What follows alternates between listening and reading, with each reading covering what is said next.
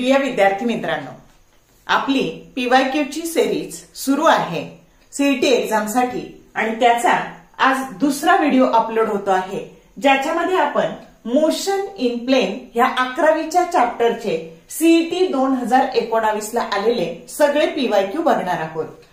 तर मी दीपाली कुलकर्णी देशमुख माझ्या wings of physics या चॅनलमध्ये आपल्या सगळ्यांचं मनपूर्वक स्वागत करते। तर आपण बघूया की सीईटी 2019 ला जो पहिला प्रश्न त्याच्यावर आलेला आहे तो आपण बघणार आहोत।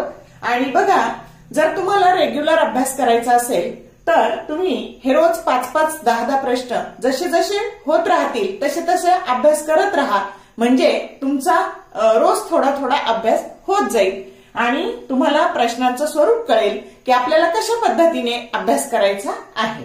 तर वेळ न घालवता सुरू करूयात आपण। प्रश्न असा आहे बघा, ए particle is performing UCM along a circumference of a circle of diameter 50 centimeter with frequency 2 Hz. The acceleration of the particle in meter per second square is option A आहे 2 pi square, B आहे 4 pi square, C आहे 8 pi square आणि D आहे pi square।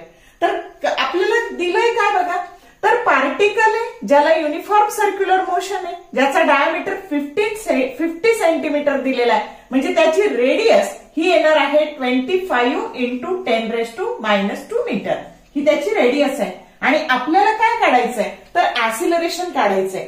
मग आता नेहमी option आधी का पाहिजे, तर इथे पाय स्क्वेअर मध्ये ऑप्शन आलेले आहेत आणि म्हणून आपण आता ऍक्सिलरेशन, आता सेंट्रिपेटल ऍक्सिलरेशनचा फॉर्म्युला असतो r⍵²। मग ओमेगा बरोबर काय असतं 2πn, आपल्याला फ्रिक्वेन्सी 2 हर्ट्झ दिलेली आहे, मग 2π आणि हे 2 आणि त्याचा स्क्वेअर करायचा। तर बघा इथे आपण काय केलं, याला तसंच ठेवलं। का तसंच ठेवलं, ओमेगाला 2π × 2 आणि त्याचा स्क्वेअर। मग आता ह्या r ची व्हॅल्यू टाकली 25 × 10⁻², 2π चा स्क्वेअर 4π स्क्वेअर आणि ह्या 2 चा स्क्वेअर हा 4 आला। असं का केलं, तर 25 4 चा 100 आणि मग 100 म्हणजे 10⁻² आणि हे 10⁻² हे कॅन्सल झाले आणि उत्तर काय आलं 4π स्क्वेअर आलं। या पद्धतीने कॅल्क्युलेशन सिंपल करण्याकरता आपण याला असंच ठेवलं 2π × 2 आणि त्याचा स्क्वेअर केला। समजलं का कसं सोडवले ते? ओके, तर करेक्ट ऑप्शन काय आला आपला बी आला। आता आपल्याला पुढचा प्रश्न पाहायचा आहे। In UCM, when time interval delta t tends to 0, the angle between change in velocity delta v and linear velocity v, vector v, will be option A 0 degree, option B 45 degree, option C 90 degree and option D 180 degree। तर आता बघा आपल्याला काय दिलंय, तर ही जी delta V आहे ही आहे कुठे, ही that is along the radius, ही रेडियस वर आहे आणि व्ही ही कशी आहे टँजेन्शियल आहे। मग ह्या दोन्ही मधला अँगल हा किती आहे तर 90 डिग्री आणि करेक्ट ऑप्शन काय आहे सी आहे। तर म्हणजे जर तुमच्या थेअरीची कन्सेप्ट क्लिअर असेल तर हा प्रश्न सोडवणं एकदम सोपं आहे। पुढचा प्रश्न असा आहे बघा, a body of mass small m is performing a UCM in a circle of radius small r with speed v. The work done by the centripetal force in moving it through 2/3 of the circular path is option A mv² × πr, B 2π mv⁻²r divided by 3, option C 0 and option D twice mv² π divided by 3।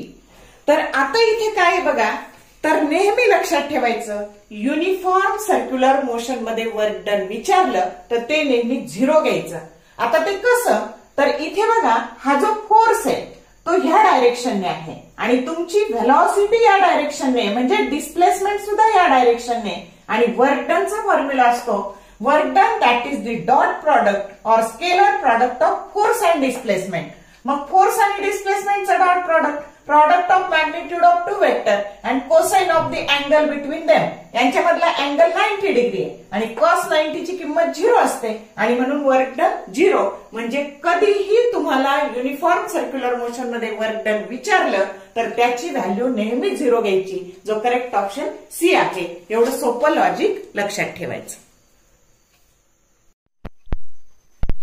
पुढचा प्रश्न असा आहे बघा. If the radius of the circular path and frequency of revolution of a particle of mass m are double, then the change in its kinetic energy will be EI and EF are the initial and final kinetic energies of the particle respectively. Option A 8 EI, B 15 EI, C 12 EI and D 16 EI. तुम्हाला काय दिले बघा. तर initial स्टेटला जी काही radius आहे ती R आहे आणि फ्रिक्वेन्सी एन आहे. दुसऱ्या केसमध्ये रेडियस काय झाली, डबल झाली, फ्रिक्वेन्सी सुद्धा काय झाली, डबल झाली. तर कायनेटिक एनर्जी मधला चेंज आपल्याला काढायचा आहे. Initial kinetic energy E I आणि फायनल ही ई एफ आहे. मग कायनेटिक एनर्जीचा फॉर्म्युला काय असतो, हाफ एम व्ही स्क्वेअर. पण इथे व्ही बरोबर आर ओमेगा आणि ओमेगा बरोबर 2 पाय एन अशी व्हॅल्यू टाकायची. मग आता बघा ही व्हॅल्यू काय तयार झाली, तर ही झाली half m r square 4 pi square M square. ही इनिशियल कायनेटिक एनर्जी तयार झाली. आता फायनल मध्ये काय टाकायचं, तर फायनलचा फॉर्म्युला हाफ मास तेच आहे पार्टिकलचं एम व्ही स्क्वेअर. आता half m r square omega square आणि ओमेगाची व्हॅल्यू 2 पाय एन टाकायची. पण इथं रेडियस डबल झालेली आहे आणि एन सुद्धा फ्रिक्वेन्सी सुद्धा डबल झालेली आहे आणि म्हणून तुम्ही जर याला व्यवस्थित सोडवलं तर तुमच्या असं लक्षात येईल की ह्या 2r चा स्क्वेअर 4r स्क्वेअर, हे 4 पाय स्क्वेअर आणि परत ह्या 2n चा स्क्वेअर 4n स्क्वेअर. मग हे जर तुम्ही बाजूला काढले की ही EI ची किंमत जर बाजूला काढली तर हे 4 into 4 हे झाले 16. म्हणजे EF हे काय झालं 16 EI.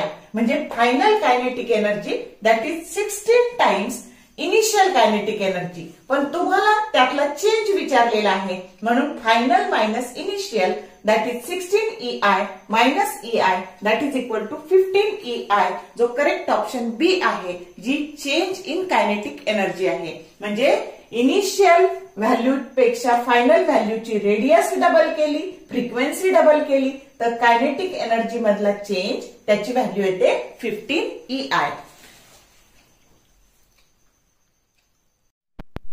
नेक्स्ट क्वेश्चन आहे. The ratio of the angular speed of the hour hand of a clock to the its minute hand is. Option a 3600 as to 1, B 1 as to 24, C 1 as to 12 and D 12 as to 1. आता angular speed काढायचं आहे, ratio काढायचा आहे. तर कशाचा, the hour hand to the minute hand. आता angular स्पीडचा formula काय असतो, omega that is equal to 2 pi by T. T हा पिरियडिक टाइम. मग आवर हँडचा पिरियडिक टाइम किती असतो, 12 गुणिले 2 पाय डिवायडेड बाय 12 इंटू 3600. म्हणजे हे एका तासाचे मिनिट आहेत आणि हे 12 तास. मग आता हे angular velocity of minute hand, minute हँडची किती असते तर 2 पाय बाय टी, तर त्याचा पिरियडिक टाइम असतो 3600 सेकंड. मग omega r divided by omega minutes, मग हे डिवायडेड बाय हे नंबर 1 डिवायडेड बाय 2. मग आता केलं तर काय झालं, हे कॅन्सल झाले, 2 पाय कॅन्सल झाले, 1 as to 12 की जो करेक्ट ऑप्शन काय आहे, सी आहे. तर बघा अँग्युलर स्पीडचा कन्सेप्ट चांगला करा. आतापर्यंत खूप सारे प्रश्न त्याच्यावर विचारलेले आहेत. नेक्स्ट क्वेश्चन आहे बघा. A wheel completes 2000 revolutions to cover the distance of 9.42 kilometer. The diameter of this wheel is pi that is equal to 3.14. Option A 1 centimeter, option B 1 meter, option C 1.5 centimeter and option D 1.5 meter. तर आता बघा आपल्याला काय दिलंय, तर हे wheel आहे आणि हे 2000 रिव्हॉल्युशन करतंय. त्यावेळेस किती अंतर काढता येते तर 9.42 किलोमीटर. आता आपल्याला माहितीये एका फेऱ्यामध्ये काढलेलं अंतर जर याची रेडियस आर असेल तर काढलेलं अंतर असतं 2 पाय आर. मग 2 पाय आर हे एका फेऱ्यातलं डिस्टन्स आणि 2000 गुणिले हे झालं 2000 फेऱ्यातलं अंतर, रिव्हॉल्युशन मधलं अंतर, आणि हे तुम्हाला दिले 9.42 किलोमीटर. आपल्याला याचा डायमीटर काढायचा आहे. मग डायमीटर डी बरोबर 2r असतं. मग आता इथे ह्या 2r साठी हे इक्वेशन अरेंज करायचं. मग आधी किलोमीटरचे मीटर करून घेऊ आपण. मग हे झाले 1000 metre, 1 kilometre that is equal to. आता हे गेले हे 1000 आणि हे तर इथं 2 शिल्लक राहिले फक्त. तर हे 3 शून्य आणि हे 3 शून्य निघून गेले. मग आपल्याला 2r पाहिजे. तर 2r बरोबर आता राहिलेला टर्म ट्रान्सफर करू आपण.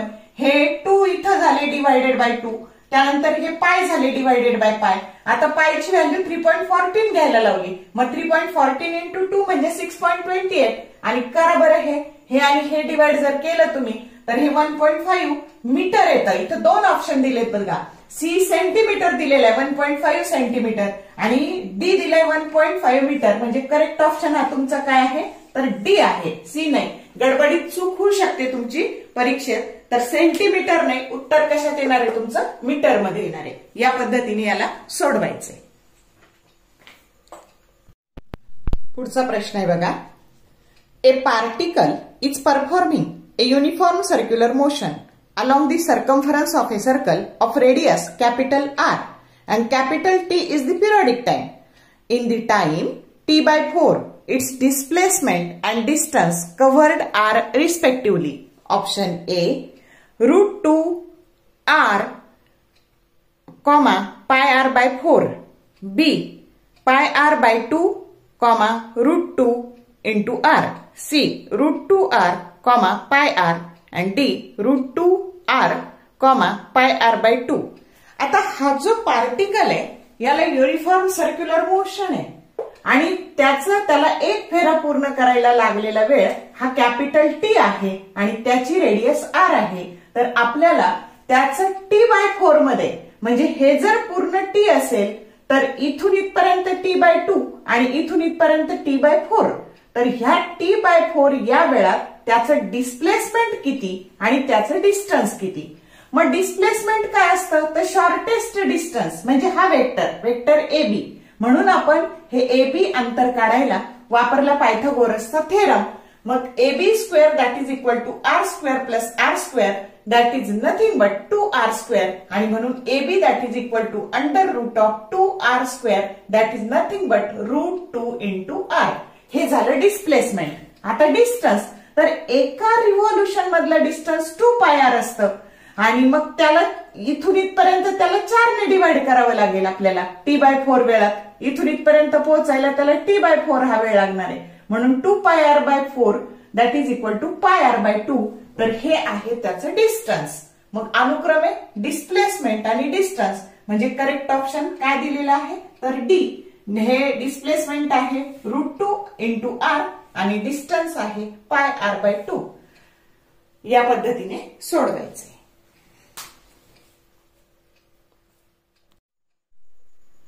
Next question. 2 stones of masses small m and 3m are whirled in a horizontal circles. The heavier one in radius r/3 and lighter one in radius r. The tangential speed of lighter stone is n times that of the value of the heavier one. When they experience the same centripetal force, the value of n is option A 4, option B 1, option C 2 and option D 3. तर आपल्याला दोन्ही याचा आता हा पहिला stone आहे ज्याचं मास m आहे, तो हॉरिझॉन्टल सर्कल मध्ये फिरतो आहे आणि त्याची रेडियस r आहे. आणि दुसरा स्टोन आहे त्याचं मास 3m आहे आणि त्याची रेडियस ही r याच्यापेक्षा कमी, छोटा सर्कल काढावं लागेल याच्यापेक्षा. तर हे मास 3m आहे पण रेडियस मात्र r/3 आहे. आता काय सांगितलं तर याचा जो असा लिनियर स्पीड असतो तर ह्या पहिल्याच्याला आपण म्हणू v1 आणि दुसऱ्याच्याला म्हणू v2. तर लाइटर बॉडीचा लिनियर स्पीड हा हेवियर बॉडीच्या n टाइम्स आहे आणि दोन्हीचा सेंट्रिपेटल फोर्स इक्वल आहे. आपल्याला ह्या n ची व्हॅल्यू काढायची. मग सेंट्रिपेटल फोर्सचा फॉर्म्युला mv²/r. पहिल्या केस साठी असं लिहिलं आणि दुसऱ्याचं मास 3m आहे म्हणून 3m आणि रेडियस r/3 आहे. आता इथं v1 that is equal to n times v2 ही व्हॅल्यू याच्यात टाकून द्यायची. आता यात टाकल्यानंतर काय झालं, हे m कॅन्सल झाले, त्यानंतर v2 स्क्वेअर कॅन्सल झाले, हा r कॅन्सल झाला आणि हा भागिले उलट गुणिले होऊन इथं 3 3 जा 9 झाले. n square that is equal to 9 म्हणून n ची व्हॅल्यू काय आली 3 आली, की जो करेक्ट ऑप्शन काय आहे डी आहे. तर या पद्धतीने सोडवायचं आहे. तर इथे सगळे 2019 चे PYQ संपलेले आहेत. जर व्हिडिओ आवडला लाईक करा, शेअर करा, कमेंट करा आणि त्याचा जरूर उपयोग करून घ्या तुमच्या अभ्यासासाठी. असे रोज तुम्ही 7-8 प्रश्न जरी केले तरी सीईटीचा तुमचा चांगला अभ्यास होणार आहे.